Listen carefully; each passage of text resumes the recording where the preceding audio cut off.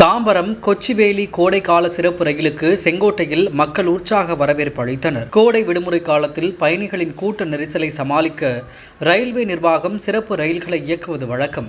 அந்த வகையில் இந்த ஆண்டும் சிறப்பு ரயில்கள் இயக்கப்படுவதாக ரயில்வே நிர்வாகம் அறிவித்திருந்தது. அதன்படி தென் மாவட்டங்கள் மற்றும் கேரள மாநில மக்கள் பயன்பெறும் வகையில் சென்னையிலிருந்து திருச்சி, மதுரை, ராஜபாளையம், செங்கோட்டை, புனலூர், கொல்லம் வழியாக திருவனந்தபுரம் கொச்சிவேலிக்கு சிறப்பு ரயில் இயக்க ஏற்பாடு செய்யப்பட்டுள்ளதாக ரயில்வே நிர்வாகம் தெரிவித்தது.